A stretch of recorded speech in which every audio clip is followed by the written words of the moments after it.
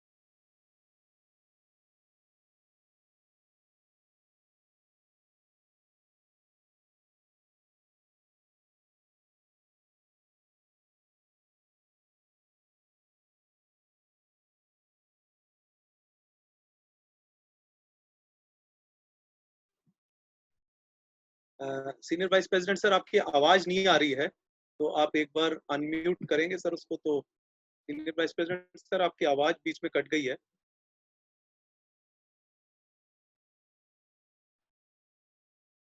Sir आवाज नहीं आ रही है सर आपके वहां से सर। सुमित, आपको आवाज आ रही है?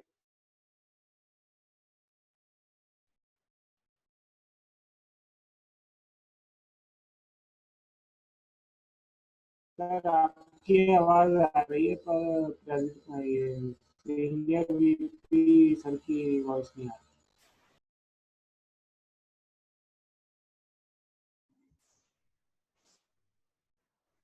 एक बार बात कर लीजिए, आवाज नहीं आ रही सीनियर वीपी साहब की। सबको गलती से म्यूट कर दिया था। नहीं, म्यूट में आवाज आती है सर, म्यूट अच्छा। में आवाज आती है, लेकिन सर की आवाज नहीं आ पा रही थी। अभी भी सर का अनम्यूट है, सीनियर वाइस प्रेसिडेंट साहब का अनम्यूट है, लेकिन आवाज नहीं आ रही है सर के वहां से। शशांक जी, आप एक बार बोलें सर, देखें आवाज आ रही है। हेलो। हाँ सर, अब आवाज आई है सर आगे। आपकी। अब आई है सर, अब आई है सर आपकी। सीनियर वीपी सर, अब आवाज आई है। अब मेरी आवाज आ रही है क्या? जी सर, जी सर, जी सर। बोल चुका हूँ सर, मुझे लगा शायद मेरे ही सिस्टम में आवाज नहीं आ रही थी, तो मैंने फिर परमजीत को पूछा। हाँ, ये कंफ्यूजन रह जाती है। चलिए, थैंक गॉड अभी तो आवाज आ रही है। तो अभी मंत्री जी के आने में समय है, तो फिर मैं दोबारा बोलना शुरू करता हूँ। जी sir, please go ahead sir. दोस्तों, ये एक बहुत खुशी का मौका है कि हम लोग इतने तकलीफ के समय में भी हम लोग बातचीत कर रहे हैं, हम लोग अपनी सब दुखों को झेल रहे हैं और बांट रहे हैं और कोशिश कर रहे हैं कि इनको घटाया जा सके। एज अ चेंबर हम लोग पीएचडी चेंबर का काम ही ये है कि हम इंडस्ट्री और ट्रेड की बात करें। 1,30,000 मेंबर हैं हमारे पूरे देश में, 20 से ज्यादा स्टेट यूनियन टेरिटरीज में आपका चेंबर। उस समय पीएचडी चेंबर के ऊपर एक खास जिम्मेवारी बनती है कि हम लोग आपकी आवाज बनकर सरकार तक पहुंचाएं और सरकार की बात आप तक पहुंचाएं और जहां तक हो सके तकलीफें कम कर सकें अपनी सबकी, हम लोगों की। इस वक्त हमारी जिम्मेवारी एसपीडी नहीं, एसजी नहीं है। ये म्यूट करेंगे मिस्टर बंसल को प्लीज जी। तो इस वक्त जो हमारी जिम्मेवारी है वो एक मुश्किल समय में और ज्यादा बनती है कि हम सब लोग मिलकर काम करें, ना सिर्फ अपने उद्योग अपने कारोबार के लिए, बल्कि जो भी हम काम करें ऐसा काम करें कि हम ओवरऑल सबकी मदद कर सकें जो भी हमारे आसपास है, ताकि कम से कम नुकसान हो। इस वक्त हम सब का, पूरी इकोनॉमी का, पूरे देश का मुश्किलें तो हैं, लेकिन इनको जूझना भी पड़ेगा।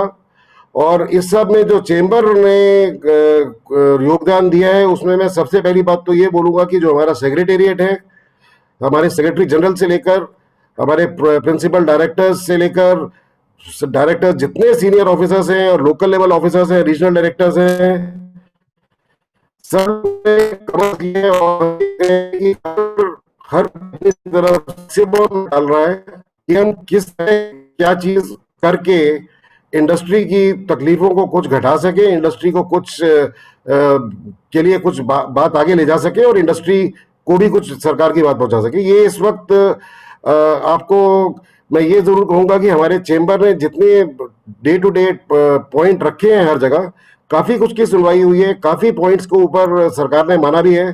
फॉर एग्जांपल, जब ये आपदा शुरू हुई थी उसी टाइम हम लोगों ने रिजर्व बैंक को और फाइनेंस मिनिस्ट्री को हमने जो है रिक्वेस्ट किया था कि ये ब्याज की दरें घटनी चाहिए और वर्किंग कैपिटल लिमिट बढ़नी चाहिए। अब उसमें ब्याज की दरें घटी, उसमें सबवेंशन कुछ मिली, कुछ लोगों को रिडक्शन मिली। अब जो रिजर्व बैंक ने अनाउंस किया कि मोरेटोरियम होगा, उसमें ऑफ कोर्स हम ये जानते हैं कि अनाउंस भी हुआ, कुछ बैंकों ने किया, कुछ ने नहीं किया, लेकिन एक शुरुआत हुई और उसके लिए फिर भी हम लोग लगे हुए हैं फॉलोअप में कि नहीं साहब ये सारे बैंकों से आप करवाइए। ये एक एग्जांपल है, बट इस तरह की सैकड़ों चीजें हर जगह डे टू डे जहां जहां दिखते आ रही हैं, हम लोग जो है लगातार अपनी बात सरकार के आगे रख रहे हैं। फॉर एग्जाम्पल, ट्रकों की मूवमेंट, पहले ट्रकों की आवाजाही में बहुत ज्यादा तकलीफ हो गई थी एक बार, उसके बाद पीयूष गोयल जी से, कॉमर्स मिनिस्टर साहब से हम लोगों की मीटिंग में हम लोगों ने बात रखी कि साहब अगर ट्रक ही नहीं चलेंगे, आप एसेंशियल सामान, आप खाने पीने की भी सामग्री कैसे पहुंचाएंगे पूरे देश में। और धीरे धीरे यहां तक पहुंचे 2-3 मीटिंग के बाद उनको ये कन्विंस किया गया कि साहब देखिए ऐसा है कि ट्रक कोई भी शौकिया तो चलाएगा नहीं, अगर किसी को फैक्ट्री में कोई जरूरी काम होगा तभी मंगाएगा, नहीं तो वो भी कहां से चलाएगा, किसको बेचेगा और कहां से खरीदेगा। तो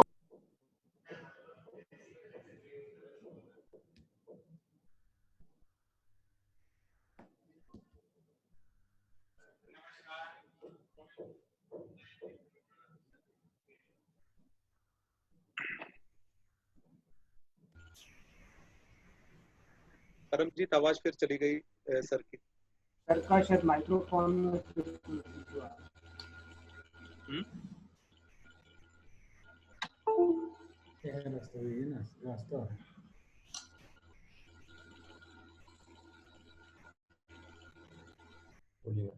सीनियर वीपी सर, आपकी आवाज फिर नहीं आ रही सर। ज्वाइन नहीं कर सीनियर वाइस प्रेसिडेंट साहब की आवाज फिर नहीं आ रही है।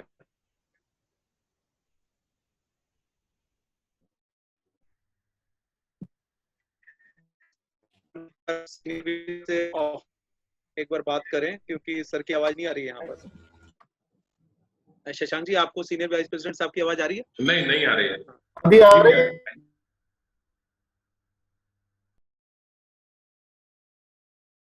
अब आ रही है सर, अब आई है सर।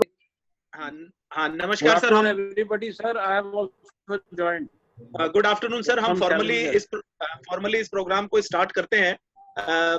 बहुत बहुत धन्यवाद माननीय मंत्री जी, आप हमारे पीएचडी चैम्बर के प्लेटफॉर्म पर आप जुड़े, और ये आपका हम लोग बहुत ही आभारी हैं कि सर आप हमारे संग आज जुड़े और हमको आज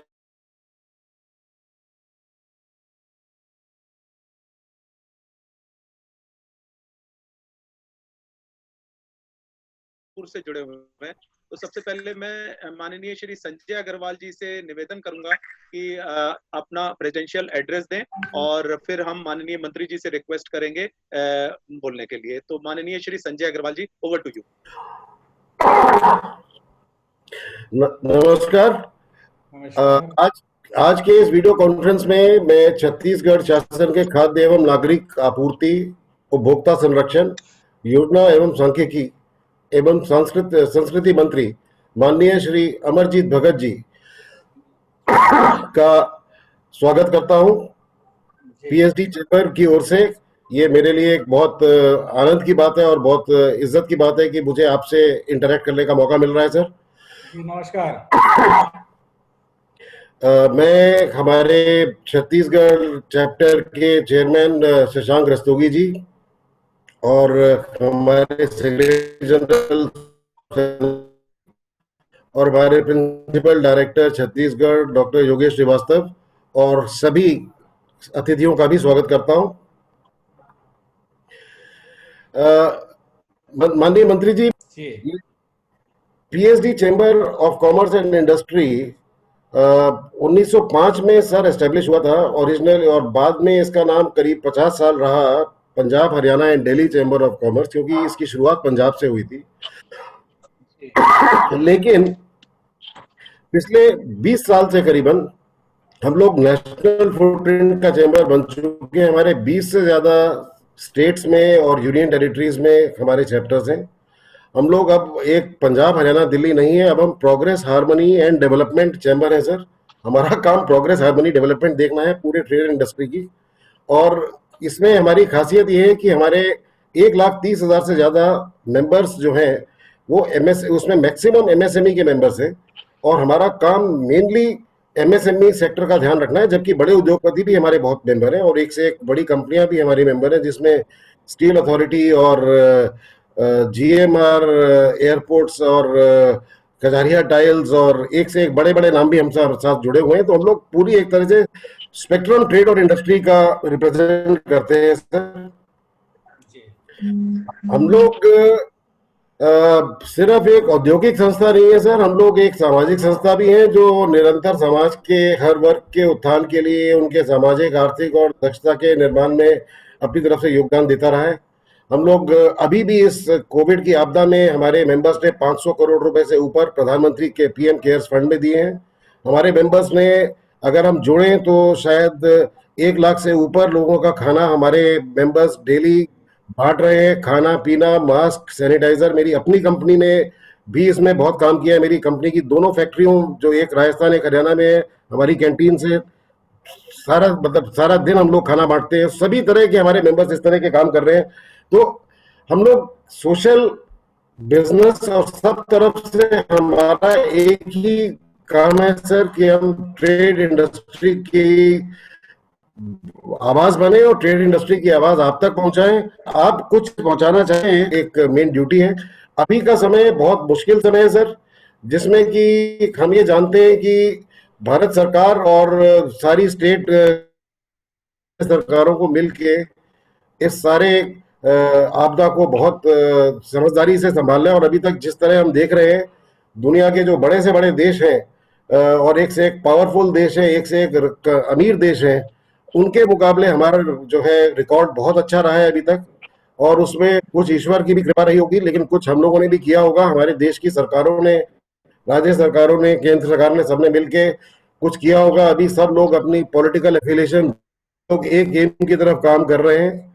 और जहां इतना बड़ा देश एक इतनी बड़ी आपदा को संभालता है, वहां जरूरी है कि कुछ ना कुछ दिक्कतें भी आएंगी, कहीं ना कहीं बात समझने में, समझाने में भी दिक्कतें आएंगी। और उन सब को समझने समझाने के लिए सबसे जरूरी ये है कि हर वक्त डायलॉग चालू रहे मंत्री जी।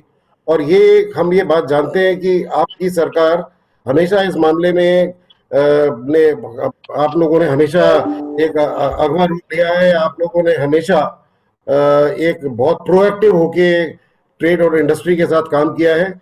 और जो एक आपका एक इतना इंडस्ट्रियल एक स्टेट है, जिसका इतना बड़ा इंडस्ट्रियल फुटप्रिंट है, यहाँ आपकी तरफ से जितनी चीजें का ध्यान दिया जाएगा, उतना ही हम लोग ये इंश्योर कर पाएंगे कि ट्रेड इंडस्ट्री की सबसे कम तकलीफें हो। आज आपका इंटरेक्शन हो रहा है हमारे मेंबर्स के साथ, और सब लोगों की आप बात सुनेंगे और उनकी कुछ उनकी जो है बातों को अगर आप सुन के उनकी कुछ बातों को, कुछ उनकी दुखों को भी अगर कुछ सुलझा पाएंगे, तो शायद हमारे लिए ये भी एक बहुत बड़ी अचीवमेंट होगी। तो मेरी आपसे यही रिक्वेस्ट है माननीय मंत्री जी कि इस वक्त हम सब आपके साथ खड़े हैं। पीएचडी चैम्बर आपके साथ हर तरह से कंधा मिला के, हमारे मेंबर्स आपके साथ तैयार है सर। और हम सबको बस यही समझना है कि कहीं पर भी लैक ऑफ कम्युनिकेशन से हम गलती में ना पड़ जाए, और उस चीज को ना होने दें सर। और इसके लिए आप आए, आपने हमें समय दिया, इसके लिए बहुत बहुत धन्यवाद। अब मैं योगेश श्रीवास्तव जी को बोलूंगा कि प्रोग्राम को आगे बढ़ाएं। Senior vice president sir, thank you very much for धन्यवाद योर इनिशियल रिमार्क्स। और इससे पहले कि मैं माननीय मंत्री जी से आग्रह करूं, हमारे बीच हमारे चेयरमैन छत्तीसगढ़ चैप्टर के शशांक रस्तोगी जी भी हैं। शशांक जी, आप ब्रीफली अपनी बात को रखेंगे और माननीय मंत्री जी का इंट्रोडक्शन जो है आप मेरे से बेहतर तरीके से दे पाएंगे। तो मैं चेयरमैन श्री शशांक जी से रिक्वेस्ट करूंगा कि वो अपनी बात को रखें और फिर हम माननीय मंत्री जी से request. Over to Shri Shashank. Thank you doctor Yogesh Srivastava. माननीय मंत्री Shri Amarjeet Singh Bhagat ji, PhD chamber of commerce के राष्ट्रीय अध्यक्ष हमारे डीके अग्रवाल जी, वरिष्ठ उपाध्यक्ष संजय अग्रवाल जी, एवं समस्त अतिथिगण, आप सभी का मैं PhD chamber of commerce Chhattisgarh chapter की ओर से हार्दिक स्वागत करता हूं, अभिनंदन करता हूं। और इस अवसर पर विशेष रूप से उपस्थित छत्तीसगढ़ के खाद्य मंत्री माननीय श्री अमरजीत सिंह भगत जी का संक्षिप्त परिचय प्रस्तुत करता हूं। आदरणीय मंत्री जी लगातार चौथी बार सीतापुर विधानसभा क्षेत्र से विधायक चुने गए हैं। आप भारतीय राष्ट्रीय कांग्रेस के एक वरिष्ठ नेता हैं। वर्तमान में श्री भगत जी खाद्य नागरिक आपूर्ति, संस्कृति, योजना, अर्थशास्त्र एवं सांख्यिकी मंत्री हैं। सीतापुर के लाडले विधायक श्री अमरजीत सिंह भगत जी ने भूपेश बघेल सरकार के 13वें मंत्री के रूप में शपथ ली थी।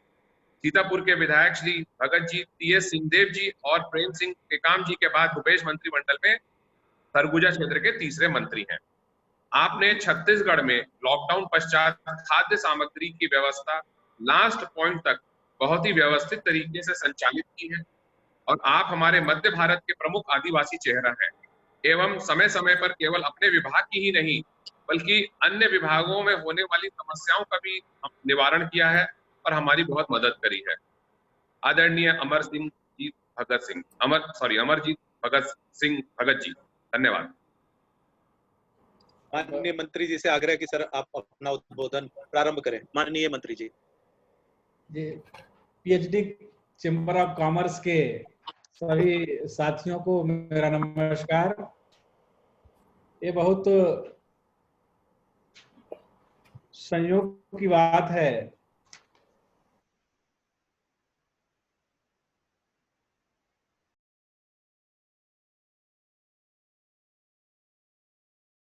छत्तीसगढ़ सरकार भी अपने आप को जोड़ता है और इस संक्रमण के समय में विश्व स्वास्थ्य संगठन WHO और भारत सरकार ने जो एडवाइजरी जारी किया, उन तमाम एडवाइजरियों को छत्तीसगढ़ सरकार के मुखिया माननीय भूपेश बघेल जी ने छत्तीसगढ़ में कड़ाई से पालन कराया। आवश्यक जो भी दिशा निर्देश देना था उसको तत्काल में उन्होंने कर दिखाया। आज अगर संक्रमण को हम छत्तीसगढ़ में रोकने में कामयाब हो रहे हैं तो केवल हमारे प्रदेश में हमारे प्रदेश के मुखिया के द्वारा दिए गए निर्णय और लॉकडाउन, सैनिटाइजिंग, सोशल डिस्टेंसिंग इत्यादि जो क्राउड में जाने से रोकना, इन तमाम जो निर्देश थे उसका पालन करके हम लोगों ने यहाँ पर करके दिखाया है। कहीं किसी भी प्रदेश में, किसी भी देश में जब लॉकडाउन होता है, कर्फ्यू का स्थिति होता है, बंदी का होता है, तो सबसे महत्वपूर्ण जवाबदारी वहाँ के खाद्य व्यवस्था के ऊपर रहता है। और मुझे कहते हुए बहुत प्रसन्नता हो रही है कि छत्तीसगढ़ सरकार के खाद्य एवं नागरिक आपूर्ति निगम का जो प्रभार है वो मेरे पास है और मेरे विभाग, मेरे सचिवालय से लेकर के मैदानी स्तर तक के तमाम कर्मचारी अधिकारी इसको पूरे दृढ़ता के साथ करके दिखाया कि लास्ट पॉइंट तक खाद्यान्न व्यवस्था समय पर पहुंचाया और लोगों का चिंता दूर किया है। छत्तीसगढ़ राज्य में जहां 28 जिले हैं वहीं 12,308 PDS सेंटर हैं। उन 12,008 PDS सेंटर में इस बंदी के बावजूद समय पर हम खाद्यान्न का परिवहन, भंडारण और 2 महीने का हमने एडवांस में लोगों को इसका डिस्ट्रीब्यूशन भी किया। छत्तीसगढ़ के हमारे मुख्यमंत्री माननीय भूपेश बघेल जी ने शुरू में ही ये कहा था कि छत्तीसगढ़ में भूखा कोई नहीं सोएगा और जिसके पास राशन कार्ड है उनको भी हम राशन देंगे, जिनके पास राशन कार्ड नहीं है उनको भी हम राशन देंगे। इस व्यवस्था को लोगों तक पहुंचाने में भी हमको एक्स्ट्रा मेहनत करना पड़ा, लेकिन हमारा विभाग ने इसको भी करके दिखाया। आज संक्रमण को हम लोगों ने काफी हद तक यहाँ पर रोकने में, कंट्रोल करने में सफलता मिली है, लेकिन यह इस वैश्विक संक्रमण में विश्व का व्यापार जगत भी खासी प्रभावित हुआ है। हम देखेंगे तो इसमें जो प्राइवेट सेक्टर है, प्राइवेट सेक्टर में रोजगार के बहुत,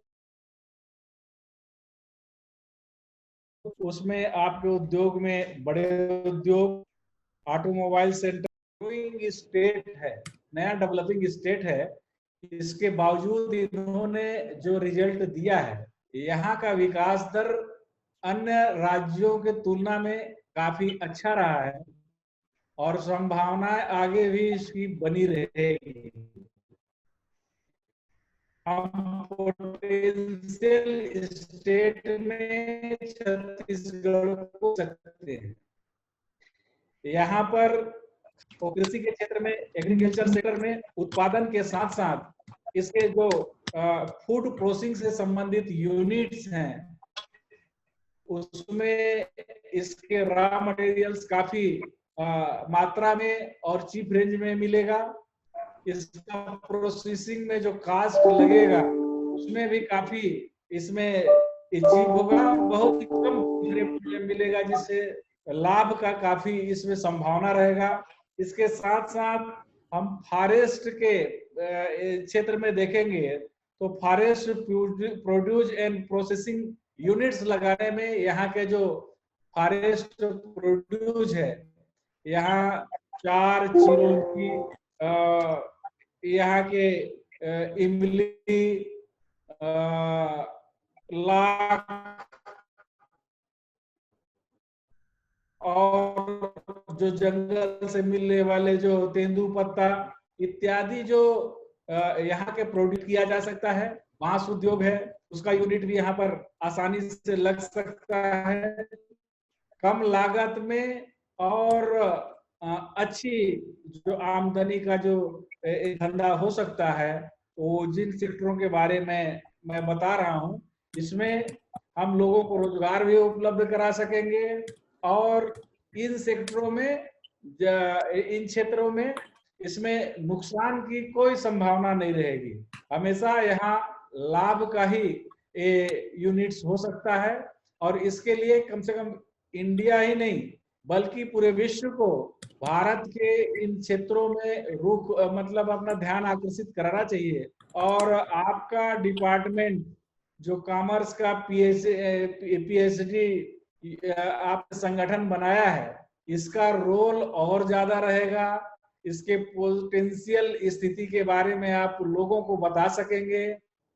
यहाँ आपको जो लगने वाले जो रॉ मटेरियल हैं, चाहे कोयला हो, चाहे बिजली हो, पानी हो, अन्य रॉ मटेरियल आसानी से उपलब्ध होगा और यहाँ पर जो मैन पावर है वो भी आपको उपलब्ध होगा।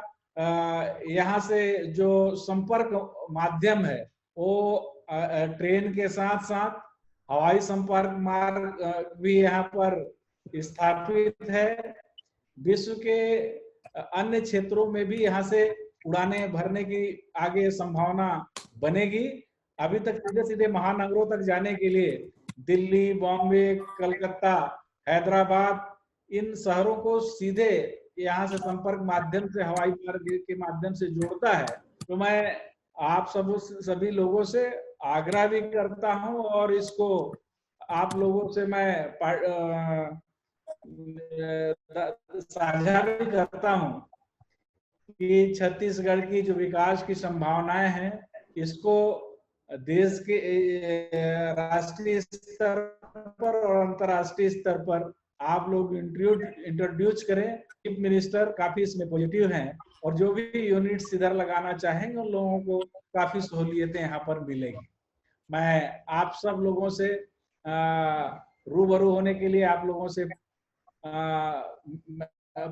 परिचित होने के लिए आप लोगों ने जो इंट्रोडक्शन कराया, संगठन के सभी साथियों को बहुत मैं धन्यवाद देता हूं और आगे जो आवश्यक चर्चा होगा तो एक दूसरे से हम लोग बात करेंगे। धन्यवाद। जय हिंद। धन्यवाद माननीय मंत्री जी। और जैसा कि आपने अपने उद्बोधन में भी आपने बताया कि पीएचडी चैम्बर अपनी तरफ से पूरी कोशिश करेगा और हमारे सीनियर वाइस प्रेसिडेंट ने भी कहा कि कंधे से कंधा मिला करके हम इस काम को आगे बढ़ाएंगे और राज्य सरकार के साथ मिलकर के काम करेंगे। जैसा हमारे चेयरमैन ने भी कहा, हमारे बीच हमारे सेक्रेटरी जनरल श्री सौरभ सान्याल साहब भी जुड़े हुए हैं। इससे पहले कि मैं उनसे रिक्वेस्ट करूं कि वो अपने रिमार्क्स दें, शशांक जी आप कुछ अगर चाहें तो आपके पास अभी समय है, क्योंकि अभी हमारे पास करीब 15 मिनट का समय और है। तो शशांक जी आप कुछ पूछना चाहें, उसके बाद मैं श्री सौरभ जी से रिक्वेस्ट करूंगा अपने कंक्लूडिंग रिमार्क्स के लिए। Over to Shri Shashank Rastogi ji.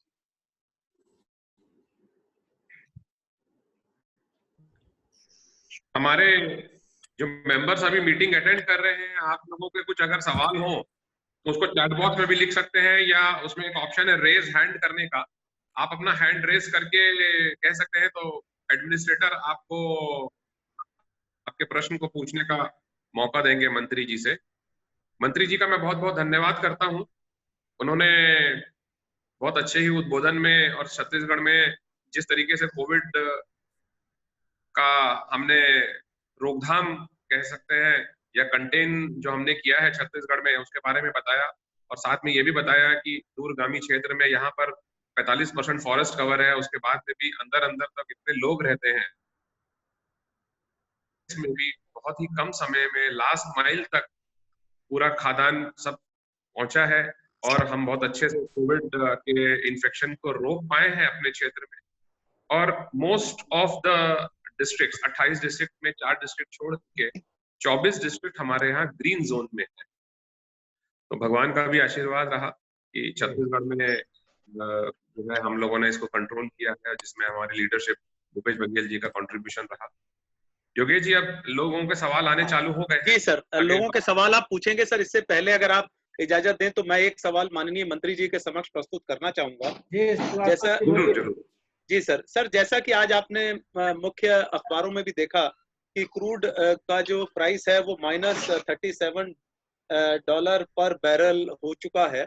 और हमारे मध्य प्रदेश ने पिछले कुछ सालों पूर्व जो है कैरावैन टूरिज्म की एक जो है उन्होंने पहल की थी। और आपने इस चीज को भी सर देखा कि इस कोविड बीमारी में जो सबसे बड़ा जो क्षेत्र जो अफेक्टेड हुआ वो टूरिज्म और हॉस्पिटैलिटी हुआ।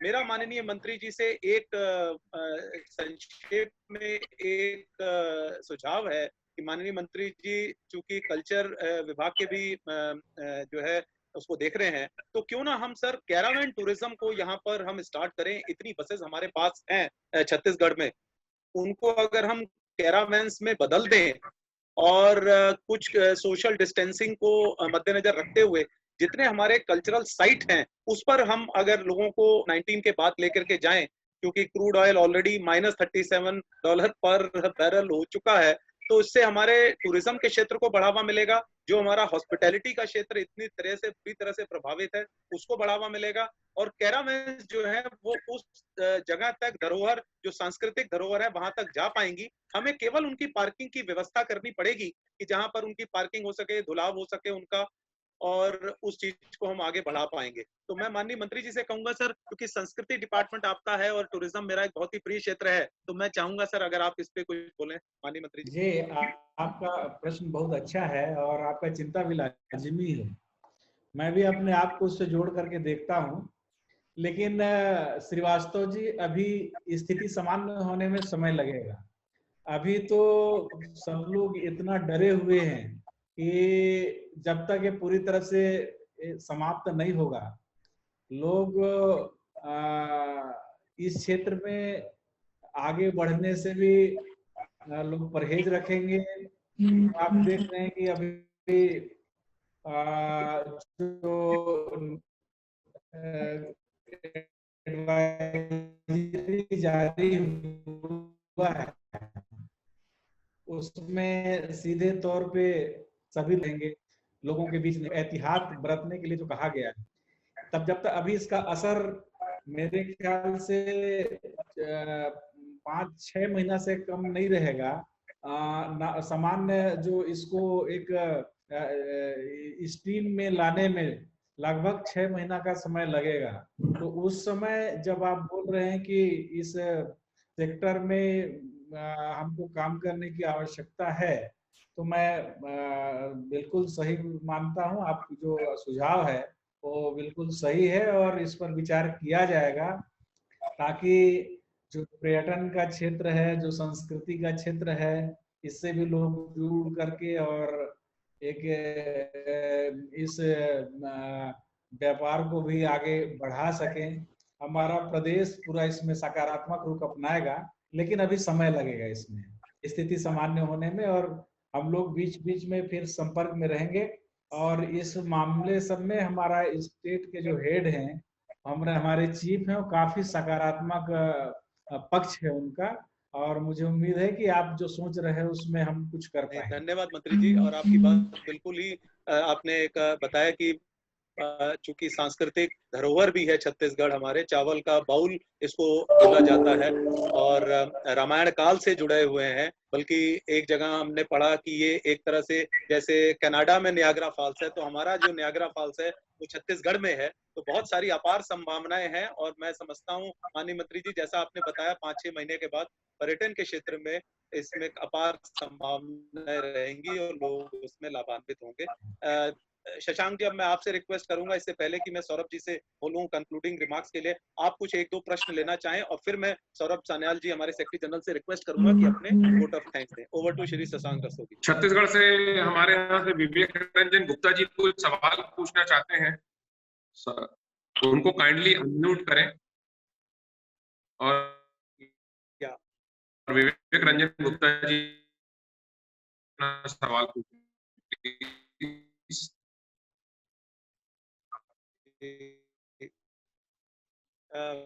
परम, if you can kindly unmute Shri Vivek Ranjan जी। शशांक जी, आपका मैं बहुत बहुत आभारी हूँ, आपने अपना बहुत अच्छा हम लोग आदर्श दिया। मेरा खाली एक सवाल है, जैसा कि आपने सरकार एक टेक्नोलॉजी चली जा रही है, क्या हम प्रैक्टिसेस के मार्फत हम लोगों में डर को दूर करें और हम जैसे लोगों को भी थोड़ा बहुत चलना फिरना अवगमन शुरू किया है, इसको और बढ़ावा देता है कि जल्द से जल्द अपनी नॉर्मलसी की तरफ आ जाए। बिल्कुल जी, आप धन्यवाद, अच्छा प्रश्न किया है आपने। वास्तव में जो हमारे यहाँ का जो पौराणिक सिस्टम है उसमें रखने की बड़ा साधना है, उसको अपना करके निरोगी काया जीवन लोग बिता सकते हैं।